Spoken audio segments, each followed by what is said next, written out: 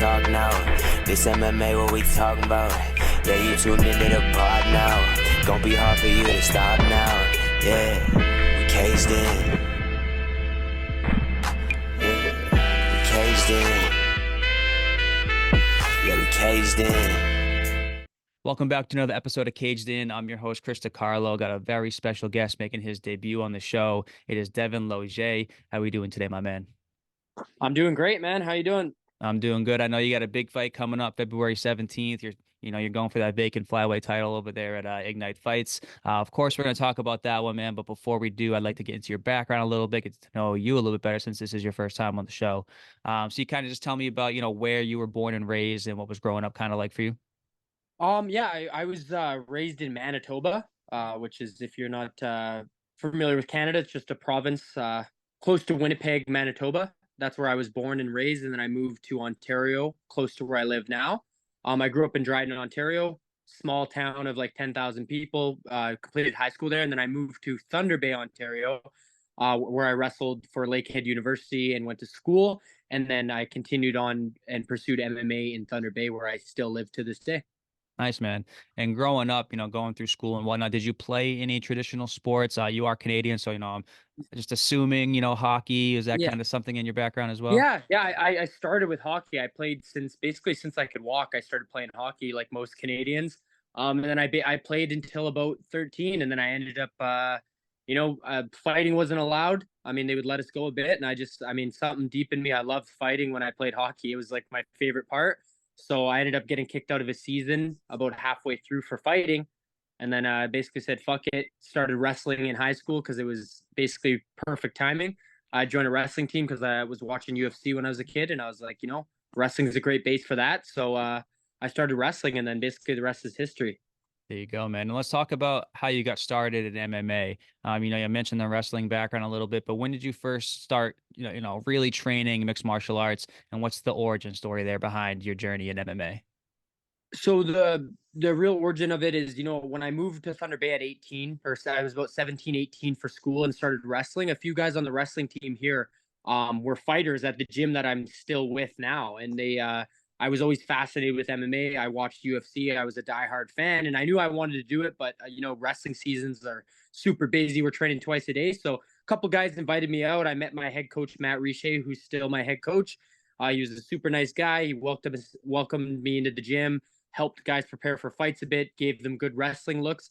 And then as soon as I was done school, about 23, I basically committed full-time to fighting, trained for a few years steady. I wanted to be, obviously my wrestling was at a good enough level to compete as an amateur, but I needed to work on striking, jiu-jitsu, things like that. So gave myself a solid two years of training every day for hours. And then I jumped right into my first amateur fight. There you go, man. And for the people that are tuning in that maybe haven't seen you fight before, how would you describe your fight style to them? I'm a pressure heavy fighter. I like to go forward. I like to look for the finish. In the past, I use a lot of wrestling as well. I'm very tactically minded. So, if you aren't a great fighter on the ground, I'm going to put you there. But over the years, I've kind of evolved my style. I like to knock people out. So whether it's on the ground or standing, I'm looking to finish you with strikes, take your consciousness. So, I've had knockouts where I've KO'd guys on the ground, standing over them with strikes, and then TKOs as well. But still waiting for that ever elusive standing KO. And I think this fight is the one. There you go, man. I love to hear that. Let's talk about some of those past fights. In 2023, pretty good year for you, man. You finished the year 2-0. The first one in 2023 at Clip MMA in June, secure, a first round ground and pound finish over Sean Mack. Can you talk me through that fight and, the eventual finish there at the end of the first round? Yeah, that fight was my that was my flyweight debut. So my first all my amateur fights and my first 4 pro fights, I believe, were all at bantamweight, which was basically, that's my walking around weight. Like right now I'm weighing 140 pounds. Mm-hmm. I was about the same at bantamweight. I didn't really want to cut weight for a few reasons. More of, I looked at the bantamweights in the UFC and I looked at the flyweights, and I seen the bantamweights as bigger challenges, harder fights, scarier fights, and that motivated me. So I stayed at bantamweight for a while. Then after a while, I just kind of thought about it career-wise. I'm like, it might not be the best, or it might not be the worst thing to actually move down to 125. I make the weight pretty easy. and see how a run there is. And I feel fantastic there. So that last fight with Sean Mack, who was he was an experienced veteran. He fought guys that went on to Bellator, UFC, very durable, hard to finish. And yeah, I knocked him out in the first round on the ground with ground and pound. Yeah, it was a pretty brutal knockout, but it felt amazing. It was like a drug. So as soon as I knocked him out in that fight, I was just like, what am I doing trying to wrestle people and submit people? I'm like, I got to knock these guys out. And that's what the UFC wants. The UFC, they need a violent Canadian finisher, especially in these lower weight classes. So I'm going to give it to them. That's my goal. That's my dream. There you go, man. I love to hear that. Your most recent fight at the end of 2023 was in November at Ignite Fights, Yeah. Mecca 20. Another vicious ground and pound finish there. Yeah. Second round for this one over Yeah. Oscar Sanchez. How'd you feel about that performance and, securing another TKO finish to end the year that was 2023?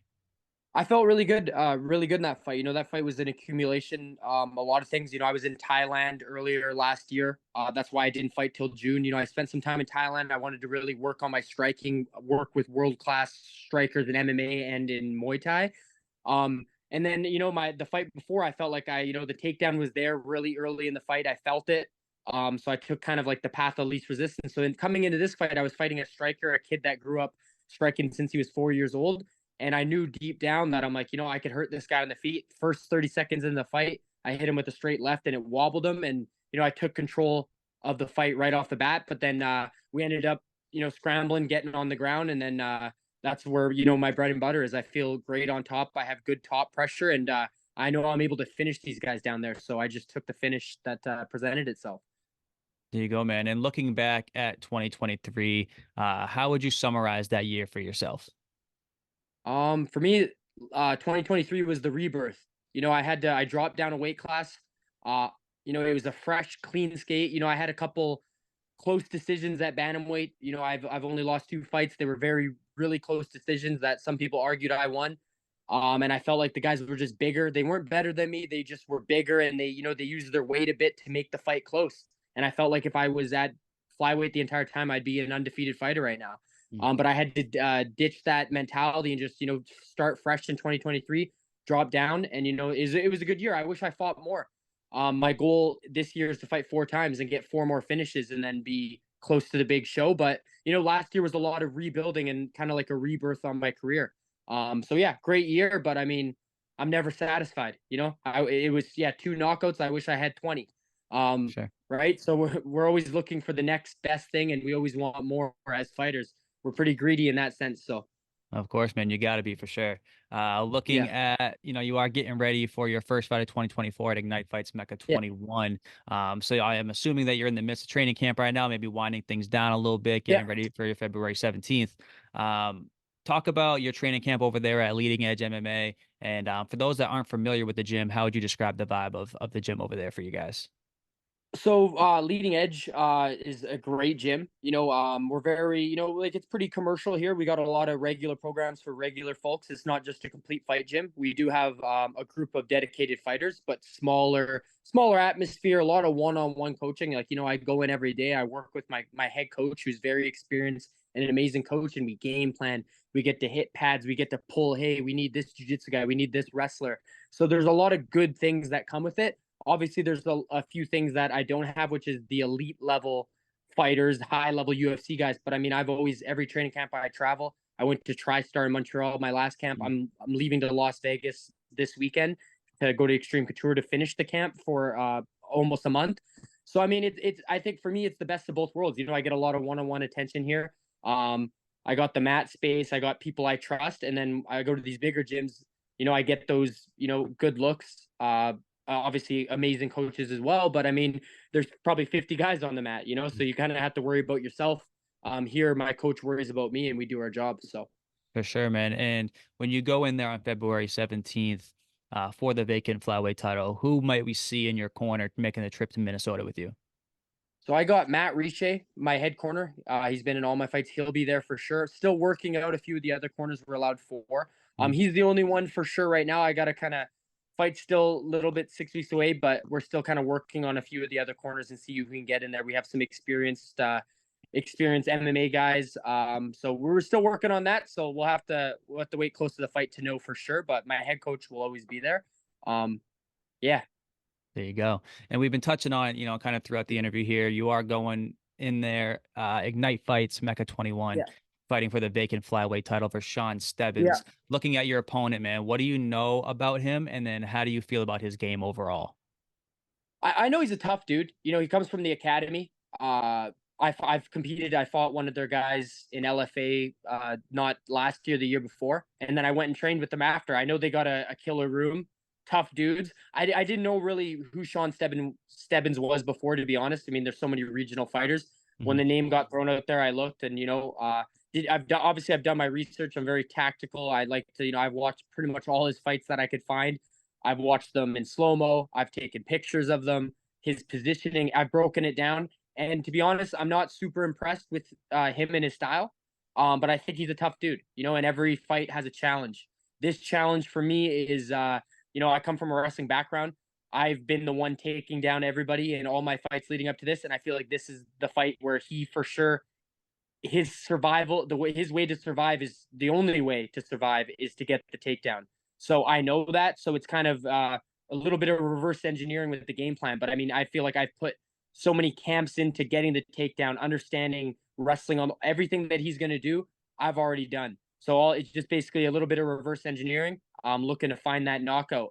And it's exciting for me as well. I fought a lot of strikers, and nothing wrong with a striker because I've always told people things like Muay Thai boxing, they're not very effective when you're on your back getting elbowed in the face.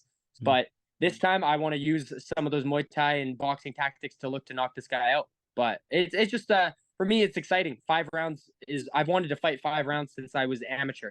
I fought it a few times, 5 3-minute rounds Mhm. for amateur titles. But when I turned pro, I was like, fuck, I can't wait to fight 5 rounds. Seems like a lot of fun, a lot of time to fight.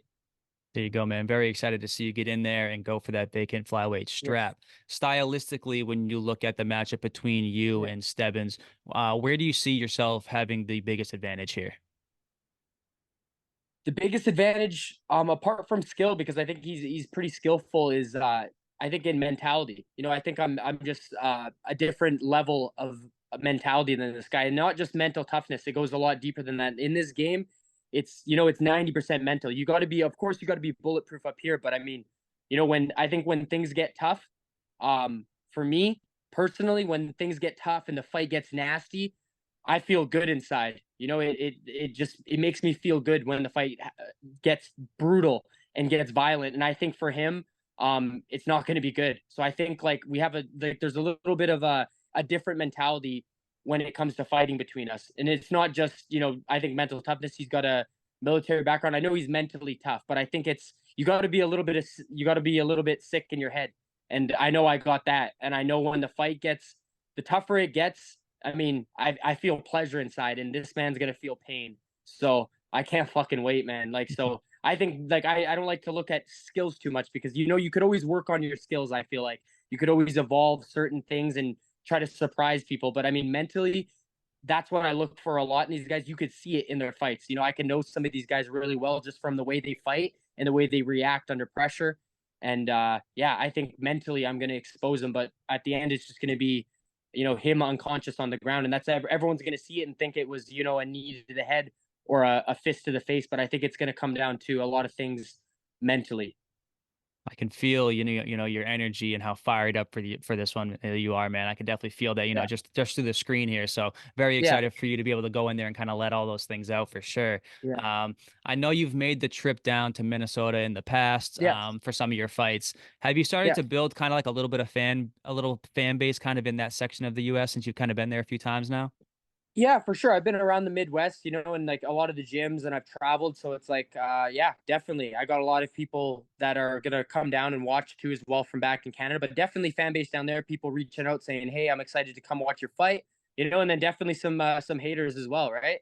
Of You course. can't wear glasses as sick as these and not have a few haters, right? So, I mean, there's always some people that are going to come pay and they're going to try to watch me get beat up. And I love that too. I fought all over Canada, the US, Midwest, and most times it's a guy in their backyard. So I mean, there's a lot of I love going in there and silencing a crowd too, but I feel like this one will be pretty neutral, even though he's from Minneapolis. I mean, I've fought around there. I have a lot of teammates. Our gym has a good presence there, so I think it's going to be a pretty 50-50 split. There you go, man. What can the fans in attendance at Canterbury Park Expo Center in Minnesota expect from Devon Lozej once those cage doors lock on February 17th? The fans can expect to have to move the fuck out of the way because the stretcher's coming in when I'm done with this man. They're gonna have to move out, part ways. You can applaud, but they're bringing that stretcher in and they're gonna carry this little 5'5" man out of there. There you go, man. I love to hear it. We talked about your 2023. We kind of Yeah. summarized that. We're in a new year now, looking forward to 2024. What are some of the goals that you set for yourself for this new year? So for me, I write everything down. I've already written down this goal. 4 fights, 4 finishes. That would put me at 8-2 as a pro. And then, I want my crack at the UFC Contender Series, whatever it is. If I'm not in the UFC by the end of this year, I want to be knocking at the door and ready to kick it down in 2025. But, like 4 fights and 4 finishes would be great. I put a lot of value in these finishes and creating highlights. But, being active and 4 fights and 4 finishes is that's my goal. But, I'll take 5. I'll take 5 if I got time, so that's why February is an early start. I feel like it's going to be a busy year. I want big fights. I want title fights. I mean, I want all the fights. So yeah, I expect a lot this year. There you go, man. It's always good to set yourself up for big goals and big expectations. You get those 4 fights, those 4 finishes. That's what, 6 in a row now for you at Yeah. that point. Yeah. Looking pretty good, knocking on the Yeah. door, if not already being there by the end Yeah. of the year. So good luck to you and all those dreams Yeah. and goals that you have for yourself, man. I'm looking forward to watching you fight on February 17th. Before I get you out of here, anybody you want to thank, anybody you want to shout out, where can the people come find you so they can follow Yeah. your journey? So yeah, follow me on Instagram. If you just type in the dream, it should pop up. But if not, it's at DALOZEJ. That's my last name. So yeah, follow me on Instagram. I'm pretty active on there. I like to share a lot of content, share all sorts of stuff. So I got a lot of stuff going on, a little short docu-series, a lot of cool stuff going on. So follow me on there. You could follow all my fights, everything there. And then lastly, I just want to thank, my team at Leading Edge, my head coach, Matt Riche, and then of course, all my sponsors. I got a group, way too many sponsors to even shout out. I need to freaking a list as big as Santa Claus to get through all of them, so it's like I really appreciate all my sponsors back home that make this possible, allow me to go to Las Vegas, get the best training possible, and make sure that we're sharp and dialed in to get the belt February 17th. So I'm excited. Tune in. You're not going to be disappointed. There you go, man. Devon, I appreciate the time, brother. Thank you for coming on. Very, very honored to be talking to you. Hopefully Yeah. we get to speak again soon. Yeah. Maybe following the fight, we'll get back on here and do a little recap. But Yeah. thanks for the time, man. I appreciate you. Best of luck February 17th. We'll all be tuning in. Thank you, brother. Appreciate it. Get down for the count and he can't even talk now. This MMA, what we talking about? Yeah, you tuned into the pod now. Gonna be hard for you to stop now.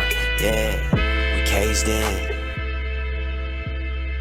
Yeah, we caged in. Yeah, we caged in.